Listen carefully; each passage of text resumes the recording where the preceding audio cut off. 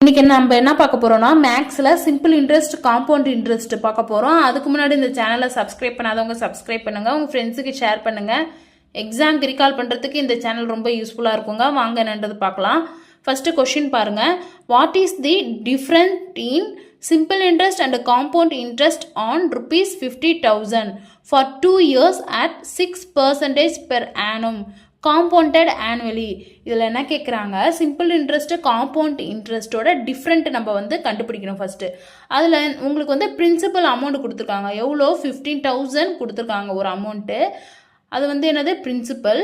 Year எத்தனை கொடுத்துருக்காங்க? 2 years. அதான் நம்பர் ஆஃப் இயர்ஸ். அப்போ n is equal to 2. Rate of interest ஆறுங்கிறது 6. அப்போ இதோட கூட்டு வட்டி என்னன்றது கேட்குறாங்க. நம்ம எப்படிங்கிறத ஃபர்ஸ்ட் பார்க்கலாமா? இதோட ஃபார்முலா என்னன்னா, difference between simple interest and compound interest for 2 இயர்ஸ்க்கு இப்போ நம்ம ஃபார்முலா ரைட் பண்ண போகிறோம். இப்போ இதோட ஃபார்முலா என்னன்னா, P into R by 100 whole square. இப்போ பியோட வேல்யூ சப்ஸ்டியூட் பண்ணுங்க. 15,000 இன்ட்டு ஆரோட வேல்யூ என்னது? 6 பை 100 ஹோல் ஸ்கொயருங்கிறதுனால என்ன பண்ணும், இங்கே ஹோல் ஸ்கொயர் ரைட் பண்ணியிருக்கோம். இப்போ இது எப்படி ரைட் பண்ணலாம்னா, 15,000 இங்கே ஹோல் ஸ்கொயர்னா 2 டைம் நீங்கள் ரைட் பண்ணும். 6 பை 100 இன்ட்டு 6 பை 100.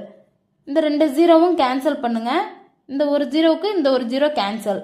திரும்ப சிம்பிளிஃபை பண்ணுங்க. இந்த 15ஐயும் 10ஐயும் 5 டேபிளில் கேன்சல் பண்ணுங்க. 5 2s are 10, 5 3s are 15.